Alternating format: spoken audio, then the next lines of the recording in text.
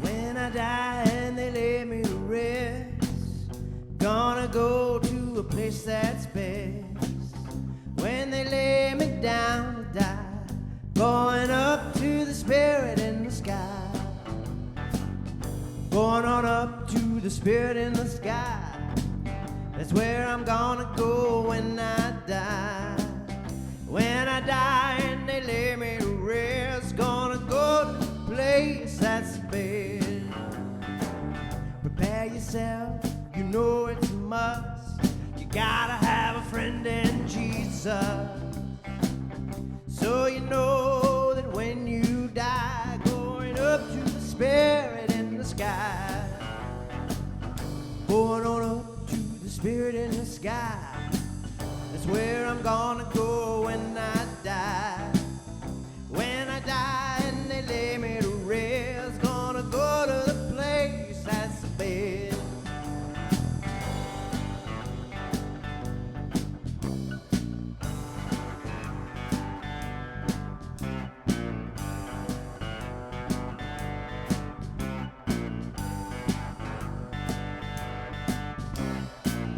I've been a sinner, I know that I've sinned. I got a friend in Jesus. When I die, I'm going on up to the spirit in the sky. Here we go. Going on up to the spirit in the sky. That's where I'm gonna go when I die. When I die and they lay me to rest, gonna go to the place that's the best. Going on up to the spirit in the sky. That's where I'm gonna go when I die. When I die and they lay me to rest, gonna go to the place that's the best. Gonna go to the place that's the best. Gonna go to the place that's the best.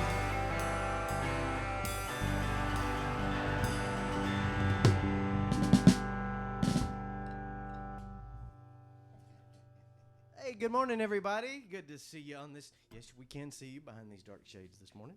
Good to see you this morning.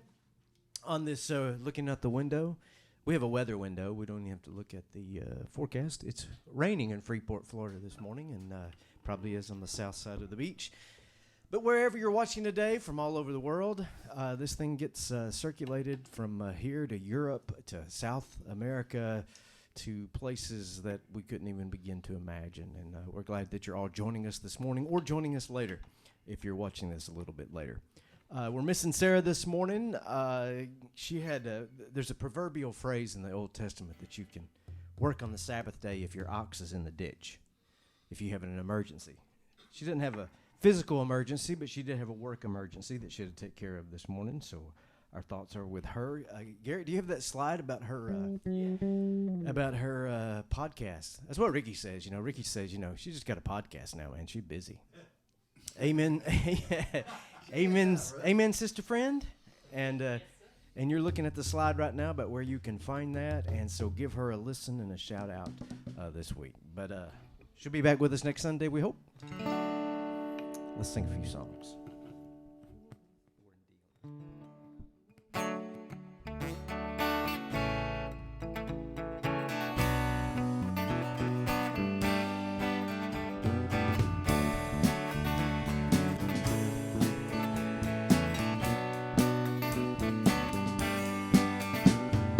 I could sing unending songs of how you saved my soul, and I could dance 1,000 miles because of your great love.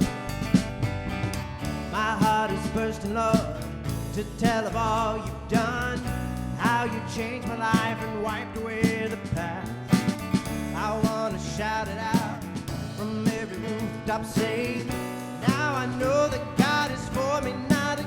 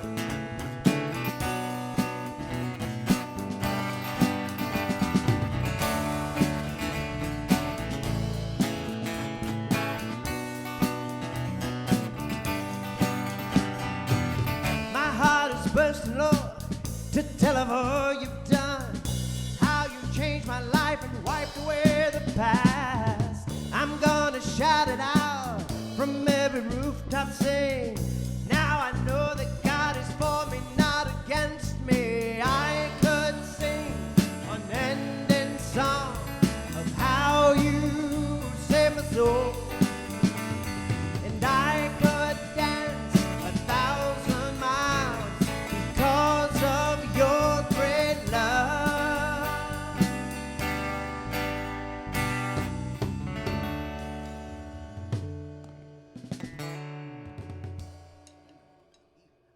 I didn't know when I was going to stop either. So we had a good practice this morning, just as a prelude to that if everything goes bad. But we had a great practice, but we did intentionally on a few of these songs say, oh, that's pretty good, we should try it again, but we don't want to overcook it, so let's just see what happens. Because that's what, yeah, you don't want to bake it too long.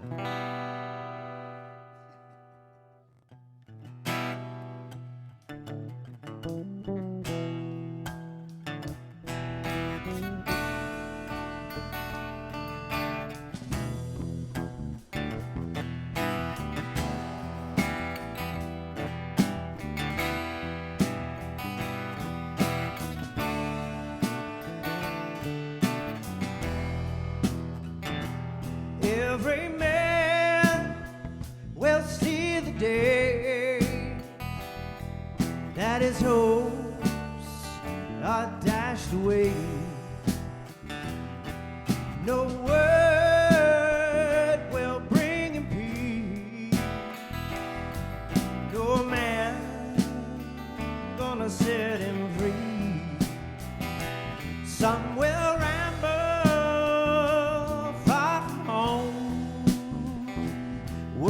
fingers down to the bone. Some will numb their hearts with wine to distract their troubled mind. Take me down to Calvary. Take me down, down, down, right on down. There's no running from your trouble, or you're sure to make them double. You will make your destiny in that man at Calvary. Take me down to Calvary. Take me down, down, down, right on down. Take me down.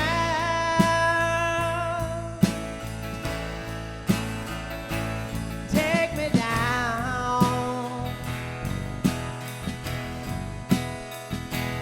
Take me down, oh down, right on down.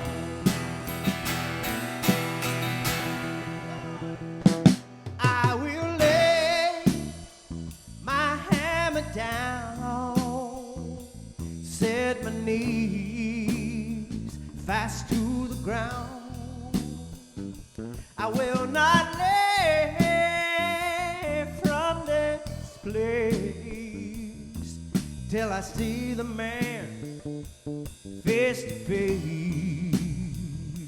Take me down to Calvary. Take me down, down, down, right on down.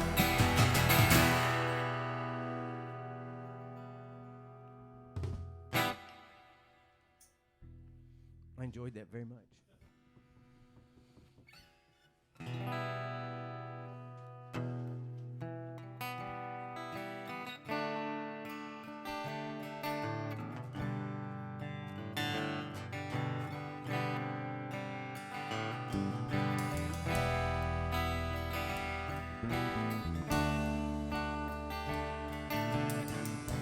Can somebody let B.J. Fontaine know that we're doing this song? This is like her favorite song in the world. Whoa.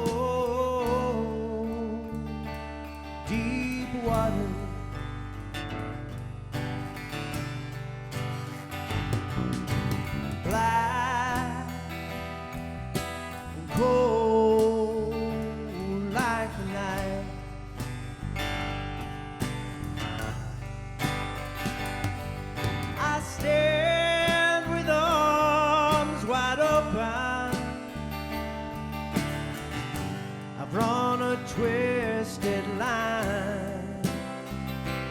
I'm a stranger in the eyes of the Maker.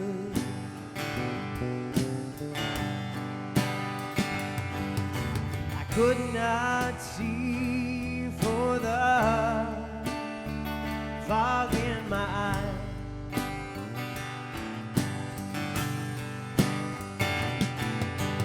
Could not feel for the fear in my life.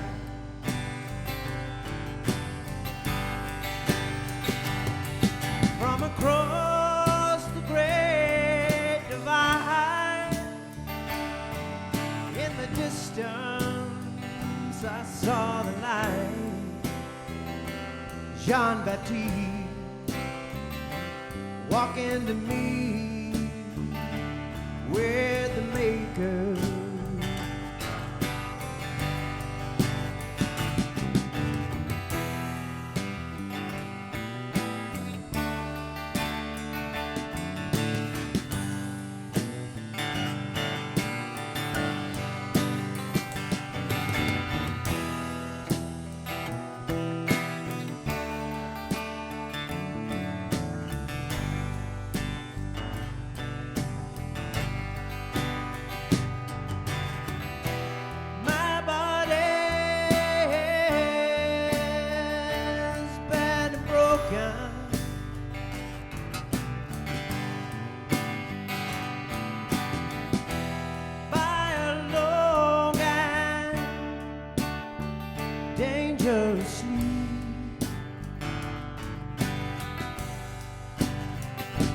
I can work the fields of Abraham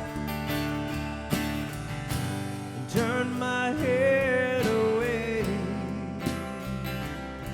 I'm not a stranger in the hands of the Maker.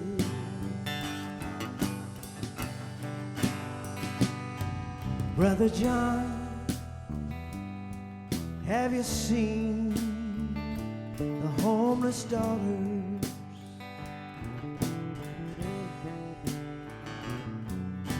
Standing there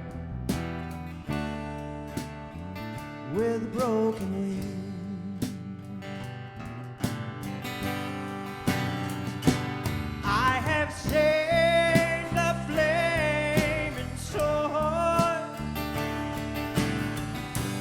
over east of Eden, burning in the eyes of the Maker.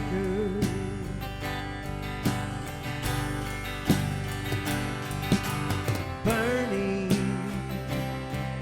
in the eyes of the Maker.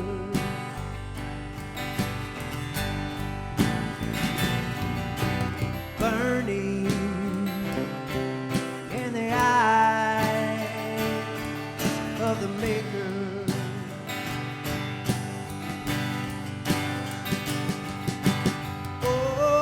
Oh, river, rise from your sleep.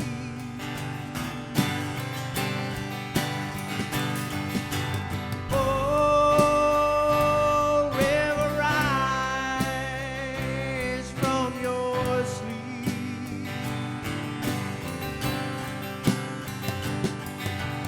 Oh, river, rise from your sleep.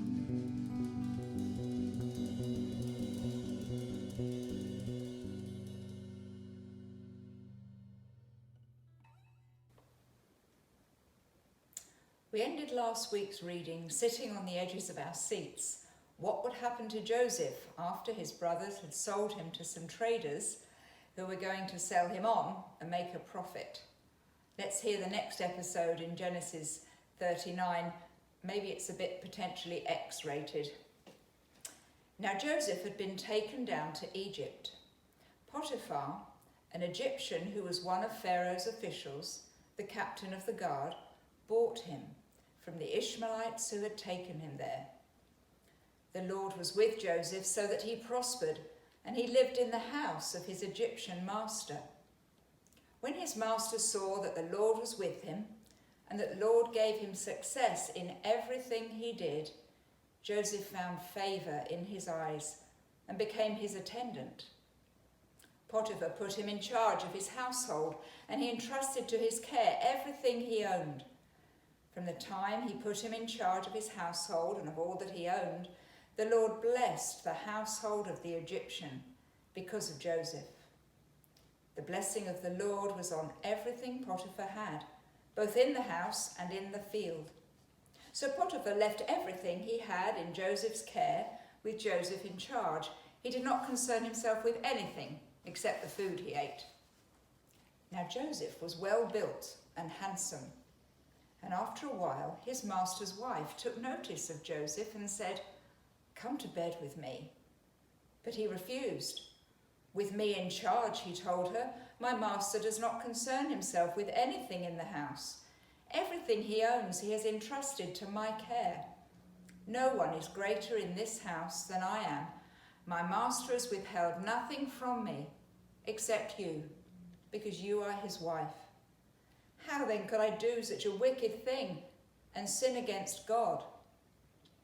And though she spoke to Joseph day after day, he refused to go to bed with her or even be with her. One day he went into the house to attend to his duties, and none of the household servants was inside.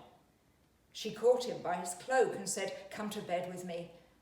But he left his cloak in her hand and ran out of the house. When she saw that he'd left his cloak in her hand and had run out of the house, she called her household servants. "Look," she said to them, "this Hebrew has been brought to us to make sport of us. He came in here to sleep with me, but I screamed. When he heard me scream for help, he left his cloak beside me and ran out of the house." She kept his cloak beside her until his master came home. Then she told him this story. "That Hebrew slave you brought to us came to make sport of me. But as soon as I screamed for help, he left his cloak beside me and ran out of the house." When his master heard the story his wife told him, saying, "This is how your slave treated me," he burned with anger. Joseph's master took him and put him in prison, the place where the king's prisoners were confined. The peace of God be with us all.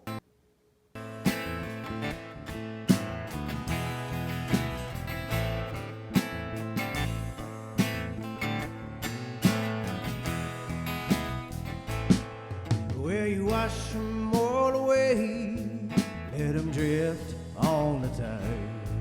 At the end of the day, meet me on the other side. Meet me on the other side.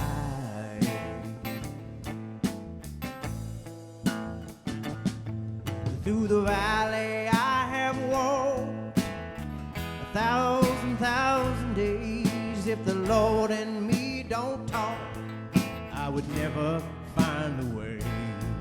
I would never find my way.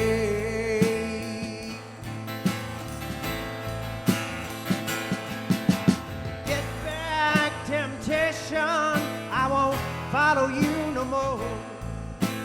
Get back, temptation, got my eye on heaven's door. Get back, temptation, salvation will be mine. Get back, temptation, I have seen the 7 signs. I have seen the 7 signs.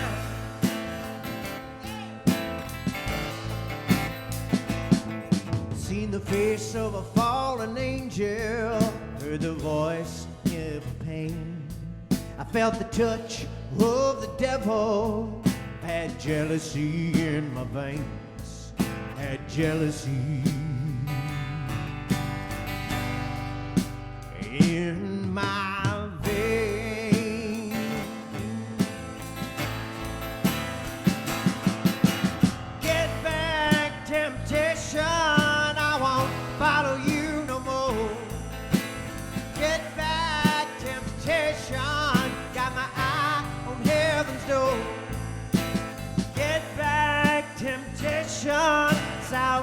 salvation gonna be mine. Get back, temptation. I have seen the seven signs. I have seen the seven signs.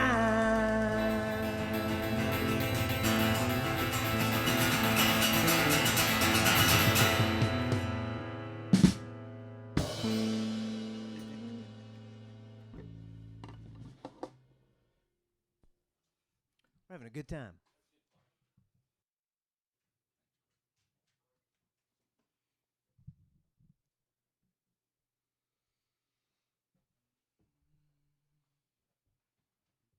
Hand me that coffee cup, dear sir. Would you be so kind? I'm good. I just need to sit. Thank you very much.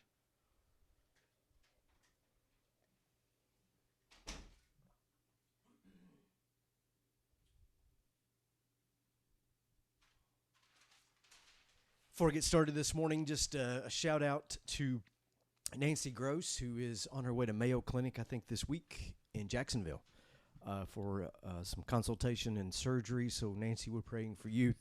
Thanks for the update last night. Jan Stevens is also at home recovering from some treatments, and she has an MRI scheduled in the days ahead. Please pray for her, and let's pray constantly for our neighbors to the west with the landfall of Hurricane Laura here on this 15th anniversary of the landfall of Hurricane Katrina. Incredible that it's been 15 years, and there's still communities there that are in recovery mode all these years later. And so we've really dodged some bullets of late, even with Hurricane Michael a couple years ago, so close to us, and yet we've been gracious enough for whatever reasons to avoid some of these stronger storms. Pray for these folks. I've already mentioned Sarah Ann's new podcast. And again, September 20th, 2020, we will attempt, and it is an attempt, to reopen with 2 services and reduced seating and social distancing and no communion for the first little bit till we have a better plan for that. And hopefully we can stay open. Walton County's done a pretty good job as far as controlling cases, and we want that to continue. And now that tourism season is sort of winding down, I think we can be a little bit safer. And so we'll keep you up to date. But let's plan on September 20th, full 6 months after our last physical gathering service together. But thanks always for joining us here on Sunday mornings. I have a trivia question for you this morning. And it's a trivia question that's too hard for Garrett because I don't even think he was born. But Bobby, you and I you probably know this one. What was the most successful, and that is the highest grossing film in the world from way back in 1987? Now, without Googling, I hope you take a guess or two from wherever you are watching this today. The 1980s just might be looked back upon as at some point in the future as this sort of golden age of blockbusters. Because if you look at the 1980s, you had a couple of Star Wars films. E.T. was in the 1980s. The Arrival of Batman was in the 80s. That's the one with Michael Keaton and Jack Nicholson, of course. Top Gun was in the 80s. Back to the Future was in the 80s. There was a trio of Indiana Jones movies, all in the 1980s, that I loved. In fact, I loved all these movies, and I get nostalgic just thinking about them. But 1987, tucked away inside of all of these sci-fi dramas, was another kind of fantasy, a truly terrifying one that kept teens like me at the time more on the straight and narrow than a decade of listening to fire-breathing preachers. Alex Forrest is a beautiful, successful publishing editor just seething with charisma and magnetism. Dan Gallagher is a prominent Manhattan attorney living the good life with his wife and his daughter. That wife and daughter go away for the weekend, and Dan, who has never shown any indication that he would stray from his happy home, has this fling, this affair with Alex. Oh, it's steamy and it's rowdy in a 1980s kind of way, but it was just one time, just one weekend. Dan lets it go and returns to his home in the Westchester suburbs. Alex does not let it go. She begins to call Dan at work. He rebuffs her. She begins to call him at home. But back in the day, kids, you could unlist your telephone number. So he gets an unlisted telephone number. She starts showing up at his house. He moves. Alex finally prevails upon him to see her one last time, and when he goes to see her, she cuts her wrist in an attempted suicide right in front of him, and the entanglement continues. She boils the family's pet rabbit on their stove. Dan has to confess his sin to his wife. Further bedlam ensues. She kidnaps Dan's daughter. There's a bloody knife fight. There's an attempted drowning in a bathtub. There's gunshots. There's police. And should I live to be 100 years old, I will never forget Glenn Close, Alex, delivering that blood-chilling line to Michael Douglas, Dan. Well, what am I supposed to do? You won't answer my calls. You change your number. I mean, I'm not going to be ignored, Dan. That movie is Fatal Attraction, of course, a film that still causes ripples today, 30 years on. For the record, Dan got everything that was coming to him. That was my conclusion, even then. A dramatic rendering of the Hebrew proverb, can a man take fire into his lap and not be burned? He got burned. His life burned to the ground. He wasn't innocent. But there is another plot. Another twist from the whole psychological thriller genre. What happens when your life burns down and you are innocent? What happens when you have maintained your integrity, you have minded every step of the way, and still you find the family rabbit boiling on the stovetop? In a manner of speaking, of course. Well, let's ask our friend Joseph that question. This is the fourth installment in this series on that heroic character from the book of Genesis, but things are not yet so heroic for this young man. When we last left him, he had just been fished out of a pit. He had been sold for 20 pieces of silver by his own brothers to a caravan. He was thrown on the back of a camel, ridden across the desert to Egypt.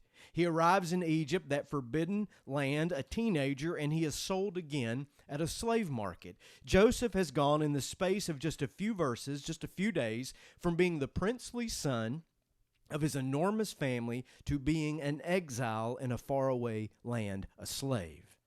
And Joseph had to be thinking, as he was being dragged through the sand of Egypt, that this is the worst thing that has ever happened to me. And he was right. It was the worst thing that had ever happened to him, but it was also the best worst thing that had ever happened to him. He could have been lying at the bottom of a cistern, dying of thirst or starvation. He could have been kept as a piece of property by the caravan owner to whom he was first sold and sentenced to wander the desert for the rest of his life. He could have been purchased on that slave market by an Egyptian stonecutter, and he would have spent his brief life in the blistering Egyptian heat cutting rocks until he was dead, probably by the time he was 30, used up and discarded. Instead, he becomes the property of a man named Potiphar, a high-ranking government official. Joseph doesn't know it yet, but he is on his way to the pinnacle of world power at the time, a place where his dreams would come true. It was the worst thing that had ever happened to him, but it was the best worst thing that had ever happened to him. Have you ever had a best worst thing? I have, and I imagine if you're watching or listening, you've had it too. God bless you. I see that hand here in the upper room. You lose a job, and it's the worst thing that could have happened. But then when you take a new job, it opens up this life of adventure that you never even knew was possible. You go through a divorce, and it's the worst thing that has ever happened to you. But then on the other side, you grow into a completely different person. Your life takes a different path. You find forever love. It was the worst thing that ever happened, and you wouldn't want to repeat it, but it was the best worst thing that ever happened. You don't get into that school you wanted to get into. You, for whatever reason, you're not able to pursue this career that you had been planning to take, and you go in a completely different direction, and your entire life is reordered because of that. It's the worst thing that ever happened. It becomes the best worst thing that could have happened to you. Someone sent me a story years ago about a jobless man who goes to this high-tech company, and they had put an ad out that they needed just an office boy. person to clean up around the office. And this was an up-and-coming startup company. And this young man goes and he interviews for the job, and they just love him. He's fantastic. He can do the job. And the director of HR says, okay, we're a tech company, so we handle everything by email. Give me your email, and I'll send you all the information that you can fill out online. And the young man says, I don't have an email. I mean, I don't even have a smartphone. I don't even have a computer. And the director of HR says, well, if you don't have an email, then you can't work for us. We're a tech company. And he's rejected. He goes out. He's got $20 in his pocket. What am I going to do? And he has this kind of immigrant spirit about him. And he goes to the grocery store and he buys $20 worth of vegetables. And he goes out and he sells them. He's got $40. Next day he does it again. Next day he does it again. One day he can afford a cart. The next time he can afford a truck. And before long he wakes up one day and he's like one of the largest food distributors in the entire country. One day his insurance broker calls him to talk about his fleet of trucks that he has now. And the broker ends up saying, well, after their conversation, I'll just send you this paperwork by email. And the guy says, I don't have an email. And the broker says, you don't have an email? You're a titan of business. You're one of the most successful men that I've ever met. Think what you could have been. Think what you could do if you had an email. The man thinks about it for a minute and he says, well, I'd be an office boy if I'd had an email. That's how it works. Providence, destiny, whatever word that we want to use for it, it works like that sometimes. Not every time, to be sure, but we don't know, do we? Life turns, life twists, it rises and it falls, and things happen to us that are a disaster or at least a setback or a disappointment. It might even be the worst thing that has ever happened to us, but it might end up being our path forward. It might end up being some sort of disguised blessing. It's what Lyle Sandquist, our own Lyle Sandquist at Simple Faith, calls one of those damn gifts. It's a gift. It's a damnable one, but just give it some time, and it might work out in a different way.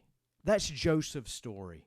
He could not know it at the time, but he is on his way to greatness. But first, he has this daunting obstacle in his way, this fatal attraction. Joseph encounters a woman who will not be ignored, his boss's wife. You heard the story. Joseph is succeeding. God is with Joseph. He is a slave, yes. He is a stranger in a strange land, yes. But he has earned the respect and the trust of Potiphar. Potiphar essentially hands all of the domestic operations of the household over to Joseph and trusts him. And as Joseph advances, so does Potiphar's wife. Relentlessly, she pursues Joseph, and why not? Her husband was wealthy. Her husband was powerful. She lived at the top end of Egyptian society. She was probably accustomed to getting anything and everything that she wanted. And if Potiphar was too busy or if Potiphar was too boring, why not entertain herself with this new addition to the wait staff? And that's what she does. She pursues Joseph. And Joseph is always resisting her and rebuffing her. And then finally one day she's able to catch him. And she says, stay with me, sleep with me. And he runs away. He runs away, leaving his coat behind. Now, you know what people say these days, don't you? Well, why would an innocent person run? Anthony Ray Hinton says, sometimes an innocent man needs to run. It's true in Alabama. That's what he says. And sometimes it's true in Egypt. He runs away even though he's innocent. And the text again, when she saw she was holding his cloak and he had fled, she called out to her servants.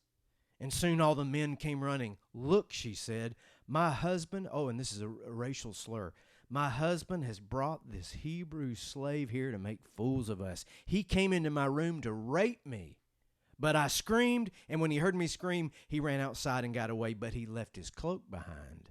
She tells the same story to Potiphar. You don't have to tell Joseph to keep his pants on. He's a good boy. But this is the second time that his coat has gotten him in trouble. That coat of many colors got him betrayed, and now this coat he leaves behind in the hands of this woman, and Potiphar comes home. He hears the story, and Potiphar is trapped. He has to do something. Even if he believes his wife, Joseph has got to go. Even if he believes Joseph over his wife, which was a possibility, Joseph still has to go because Potiphar has to save face. And he's thrown in jail.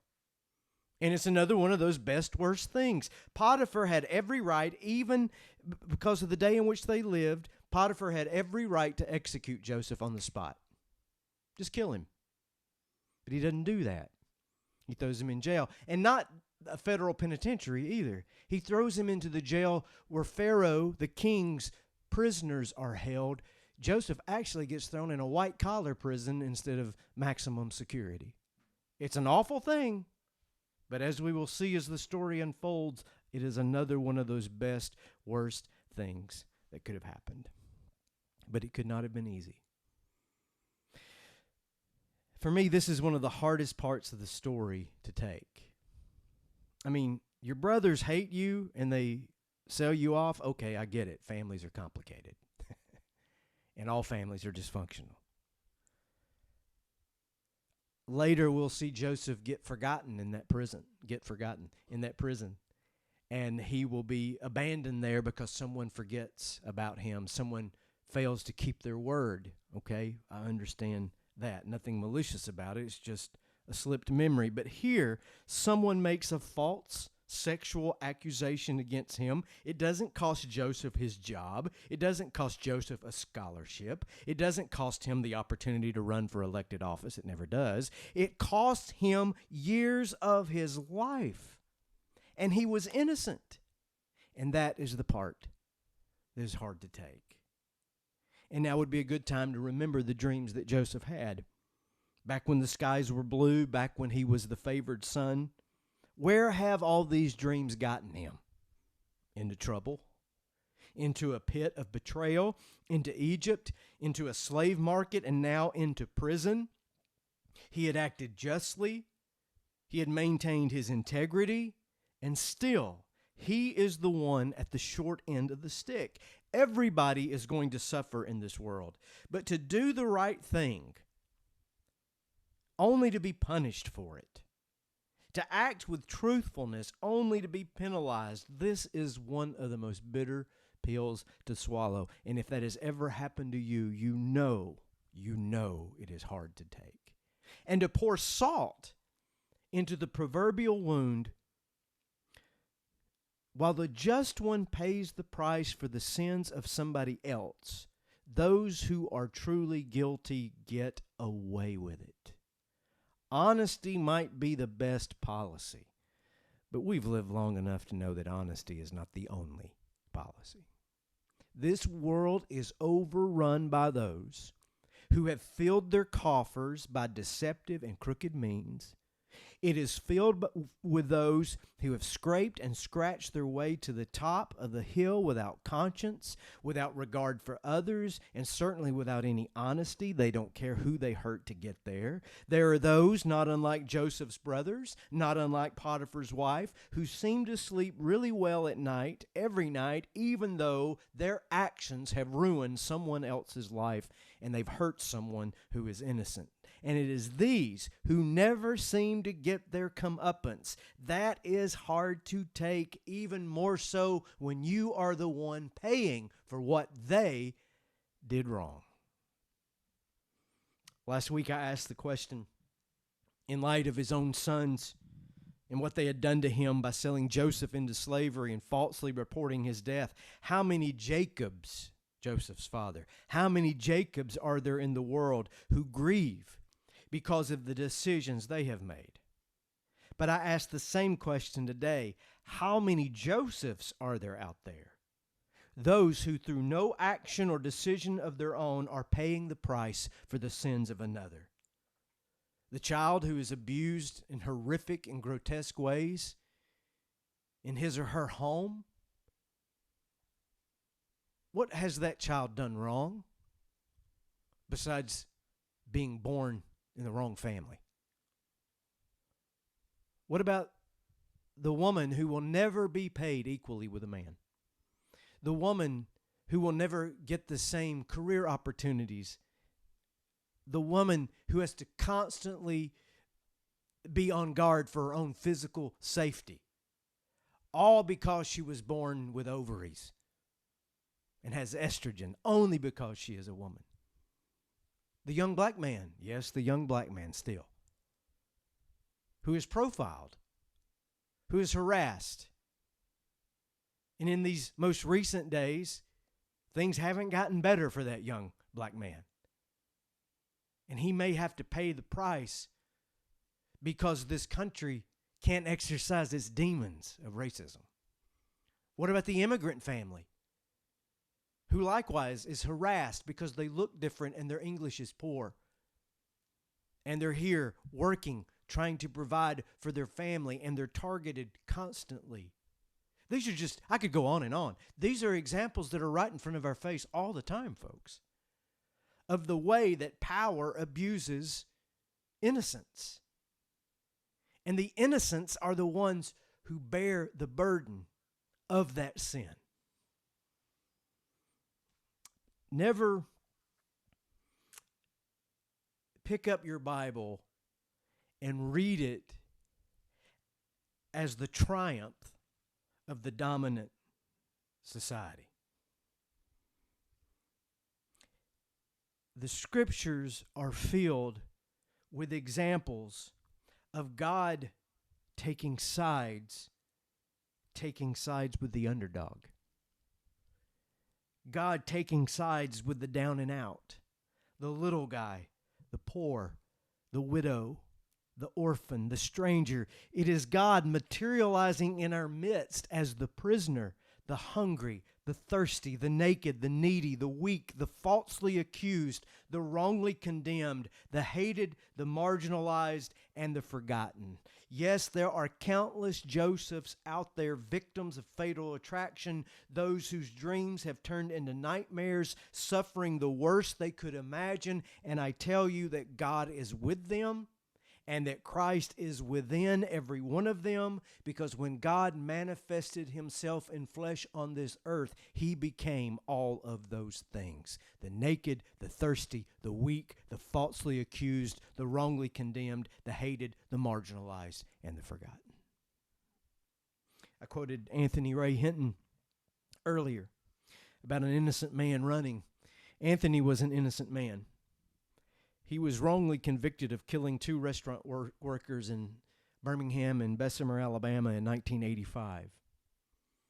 He was 29 years old and sentenced to die in Alabama's electric chair.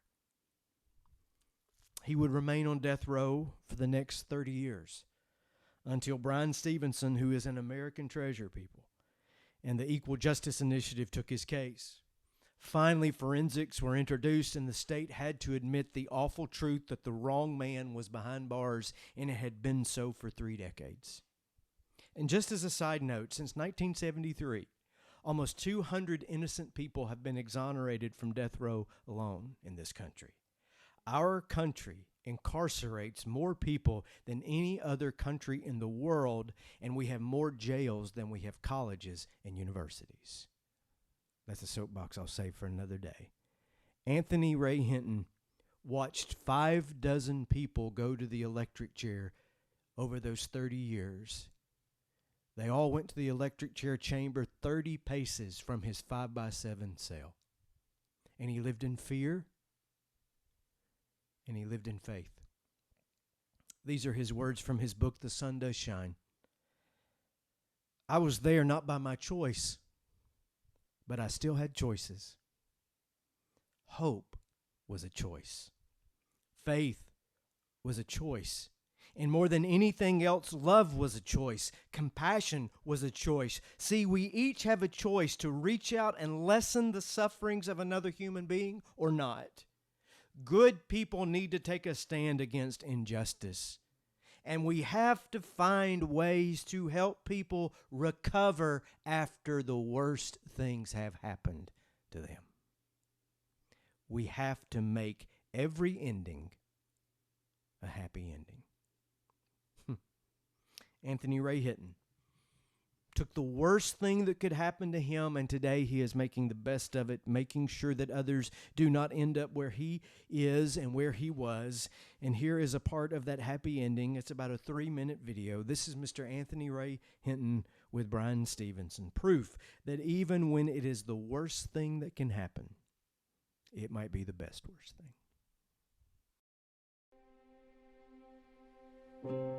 Oh, it is a pain that you can't describe. You lay down with it, you wake up with it 365 days a year, holidays. It was more excruciating for me because I was there for something I didn't do. As Mr. Stevenson got off into the case, and you would file a motion, and I would read the motion, and I said, okay, this motion here is definitely, it's what we need, and they're gonna look at it and read it and rule in my favor, only to be disappointed again. Being turned down over and over and over have no comparison to getting a phone call that your mother that you love and respected have passed. And for me, it was even harder because I should have never been in the first place.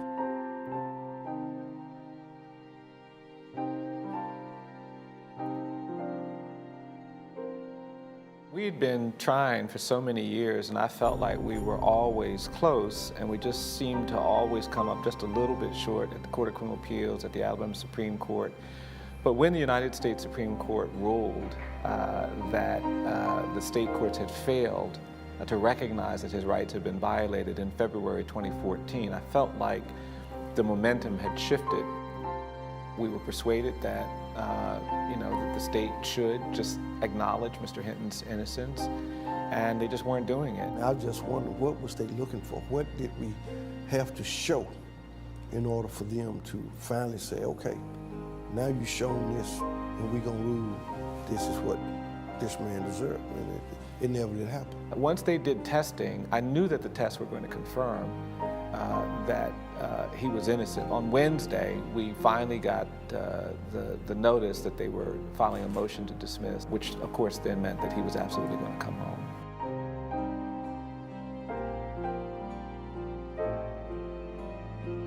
My mom stealing us just because someone do you wrong. It don't make it right that you go do them wrong. I can dwell on the negative and never grow. So I choose to embrace the good and grow from it. It would make me feel better if they apologize, but it won't stop me from being happy. It won't stop me from growing. It won't stop me from believing that there are some good people in this world.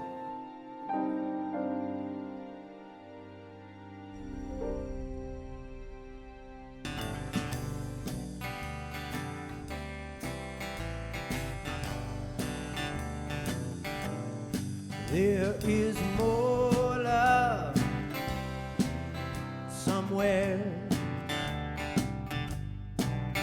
There is more love, Lord, somewhere.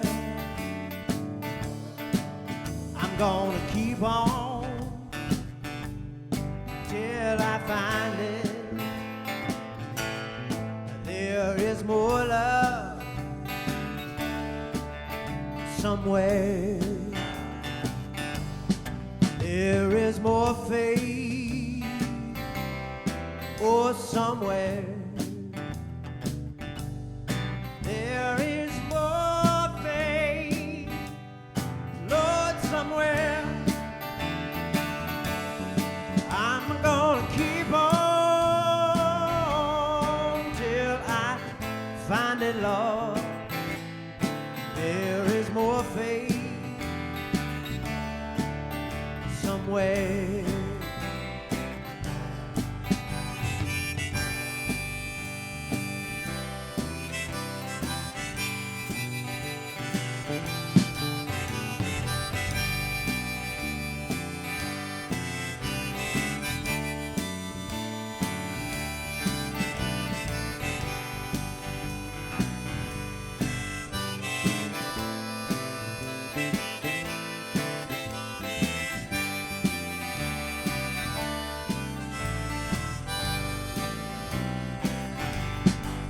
There is more hope, or somewhere. There is more hope, or somewhere. I'm gonna keep on, oh Lord, till I find it. There is more hope, or somewhere. We'll see you Wednesday night at 6:30, all right?